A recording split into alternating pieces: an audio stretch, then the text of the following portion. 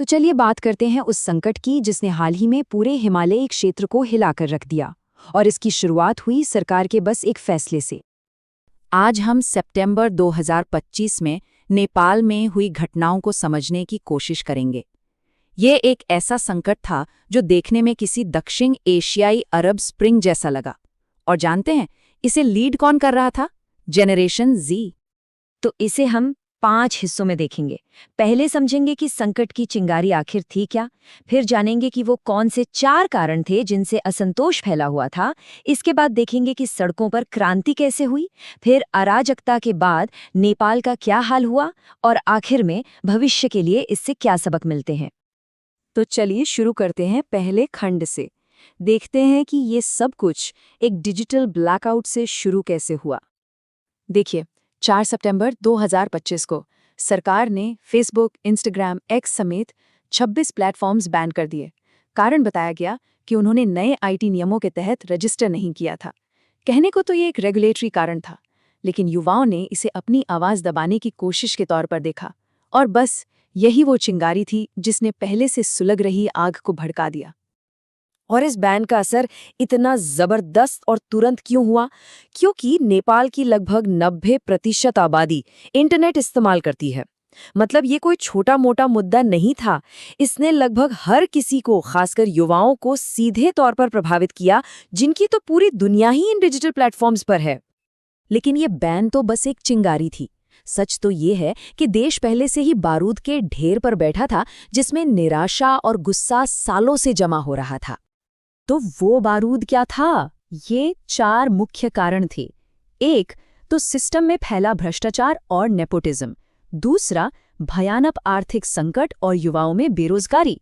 तीसरा, कभी न खत्म होने वाली राजनीतिक अस्थिरता और नेताओं की आपसी लड़ाई।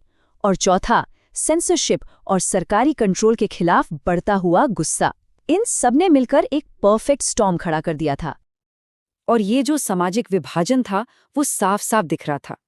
एक तरफ थे नेपो किड्स, मतलब बड़े बड़े नेताओं के बच्चे, जिनके लग्जरी लाइफस्टाइल, डिजाइनर बैग्स और विदेश यात्राओं के वीडियो वायरल हो रहे थे। और दूसरी तरफ था नेपाल का आम युवा, जिसकी प्रति व्यक्ति आय सिर्फ $1300 थी और जिसे काम के लिए देश छोड़ने पर मजबूर होना पड़ रहा था। ये असमानता लोगों के गुस्से को और हवा दे रही थी। और आंकड़े भी इसी निराशा की कहानी कहते हैं। वर्ल्ड बैंक के डेटा के मुताबिक नेपाल के 20.8% युवा बेरोजगार थे। मतलब हर 5 में से 1 युवा के पास काम नहीं था। अब सोचिए, जब भविष्य इतना धुंधला दिखे तो लोग बदलाव के लिए किसी भी हद तक जाने को तैयार हो जाते हैं। ऊपर से 2008 में राजशाही खत्म होने के बाद से देश में लगातार सरकारें बदलती रहीं, जिससे एक ठहराव सा आ गया था। हालत ये थी कि कुछ प्रदर्शनकारी इतने निराश हो गए कि उन्होंने 1990 के जन आंदोलन की तरह राजशाही वापस लाने की मांग तक कर डाली।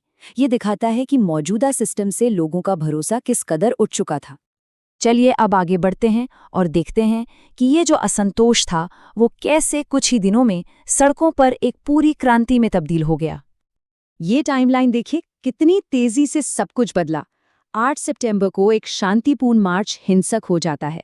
9 सितंबर को प्रदर्शनकारी संसद और पीएम आवास तक जला देते हैं और प्रधानमंत्री ओली को इस्तीफा देना पड़ता है। 10 सितंबर तक मरने वालों की संख्या 30 तक पहुंच जाती है और 12 सितंबर तक एक अंतरिम प्रधानमंत्री की नियुक्ति हो जाती है और संसद भंग कर दी जाती है। मतलब 1 हफ्ते से भी कम समय में एक विरोध प्रदर्शन ने पूरी सरकार को गिरा दिया। रफ्तार वाकई अविश्वसनीय थी। तो सरकार तो गिर गई। अब देखते हैं कि इस अराजकता के बाद नेपाल का क्या हुआ और इसका देश और पूरे क्षेत्र पर क्या असर पड़ा। असर हर जगह हुआ। राजनीतिक तौर पर देखें तो सरकार गिर गई। सुशीला कार्की देश की पहली महिला अंतरिम प्रधानमंत्री बनी। आर्थिक रूप से टूरिज्म तबाह हो गया, कई बड़े प्रोजेक्ट रुक गए और सामाजिक तौर पर 30 से ज्यादा लोगों की जान गई, सैकड़ों घायल हुए। और तो और हैजा और डेंगू जैसी बीमारियां भी फैलने लगीं। देश को एक बहुत बड़ा झटका लगा था। और आर्थिक नुकसान कितना बड़ा था इसका अंदाजा इसी से लगाया जा सकता है। टूरिज्म, जो नेपाल की अर्थव्यवस्था की रीढ़ है, वो लगभग ठप हो गया। होटल और टूर बुकिंग में सीधे 50% की गिरावट आई। तो सवाल ये उठता है कि इस पूरी उथल-पुथल से क्या सबक सीखा जा सकता है और ये नेपाल और पूरे दक्षिण एशिया के भविष्य के लिए क्या संकेत देता है? देखिए, कुछ बातें तो बिल्कुल साफ हैं। पहली, जनरेशन Z एक बहुत बड़ी पॉलिटिकल फोर्स बनकर उभरी है। दूसरी, सोशल मीडिया और VPN जैसे डिजिटल टूल्स आज के आंदोलनों के लिए कितने जरूरी हैं। तीसरी और सबसे जरूरी बात कि आर्थिक तंगी और भ्रष्टाचार जैसे मुद्दों को अब और नजरअंदाज नहीं किया जा सकता। और आखिर में, एक देश की अस्थिरता का असर उसके पड़ोसियों पर भी पड़ता है। और एक दिलचस्प बात और हुई। एक नए लोकतांत्रिक भविष्य की मांगों के बीच कुछ आवाजें अतीत से भी आने लगीं। राजशाही को वापस लाने की बहस एक बार फिर से तेज हो गई।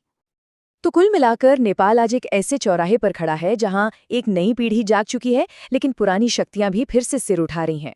ऐसे में सवाल ये है कि क्या नेपाल में इतिहास खुद को दोहराएगा? इसका जवाब तो खैर आने वाला वक्त ही देगा।